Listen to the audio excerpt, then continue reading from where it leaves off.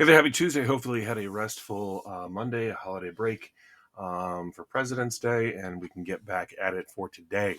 We're following along on the slides, daily activities, checking your emails or Schoology, support your team, sit with your team, work hard and be nice, floor your water, and keep those phones put away. Oh, wait, my bad. We're in Unit 3, rolling into Fuse Studio. You guys know that. Your bit.ly is there on the screen. And, of course, these slides are posted on Schoology. But it's going to be 3 November, Quebec, Papa, Juliet, Sierra, November. Here we go. We are all the way up to the Unit 3 summative. So for today, we have our learning targets written as our objectives written as or our standards, written as our objectives. So the Unit 3 summative, I can use feedback from classmates to make projects and programs better. I can manage my time wisely so I can get projects done, whether working alone or with others. I will consider what I did, how the project could be improved for the future, both my process and the overall directions. I can predict how what I worked on could be good or bad for the world overall as we continue into the future. I'm able to create my own work using the tools provided.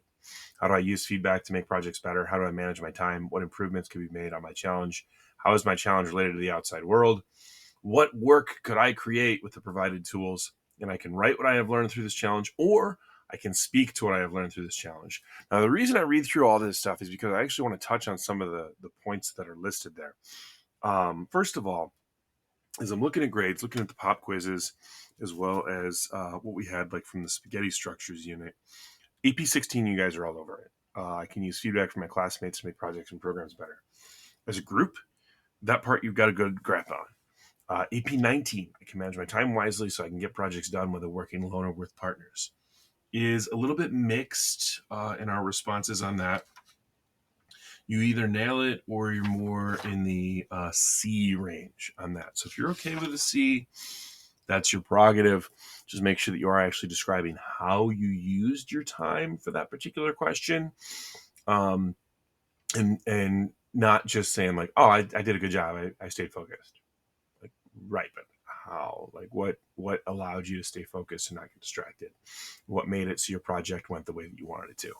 For CSO1, I will consider what I did and how the project could be improved for the future with my processes and the overall directions. That one is another one that we seem to be landing largely in that C range. And so that one is actually asking, like, how might you change what you did and how might the directions change for people going forward? It's a cop out answer if you say it's perfectly good how it is, don't change anything. And so that's the struggle I think we're having on that one. ETE, let me jump forward to that real quick. I'm able to create my own work using the tools provided. You guys are doing really well on that too. That's typically all 8 points. ETD though, I can predict how what I worked on could be good or bad for the world overall as we continue into the future. A lot of people are taking it from a self contained perspective. The challenge that I did could help me do XYZ. Whereas it's asking, how does this impact the overall outside world? It's not you personally, but how does this actually impact that outside world? What are skills that it could be applicable out there? And are they good or are they bad? And make sure to answer all parts of these questions if you want to actually earn all credit for it. That's my soapbox for that. Let's go ahead and jump forward to what we're serving up today in Fuse. The bell ringer, of course, is final questions before the test. It's going to be an open forum. You can answer one another because you guys, a lot of you have similar challenges that you worked on. We'll look at our test day PSA. I'm actually going to touch on that one here in the vlog in just a moment. And we're going to review our depth of knowledge of questions. The second Fuse Challenge summative report will then be given to you. Fuse Challenge work time after you're done with your quiz, silent until all quizzes are done. So don't rush the quiz thinking, hey, cool, I get to work on my challenge. It's still going to stay silent until all the quizzes are done anyhow. Our PSA, and I'll come back to that bell ringer for live and UM in just a minute. Unit 12 had 25 people who skipped the final quiz. Choosing not to take it is a choice to fail. It's the same as just turning in a blank paper. When the time comes, stay focused, do your best, be legendary. IDK, NA, similar responses do not count for points. You've seen that grading rubric back during Unit 12, the thinking map casserole. You know how I'm going to grade you and where you're possibly going to lose points. If you need more time, there's an exit ticket at the end of the period. Let me know at that point. All of today's work is due no later than this Friday, February 24th.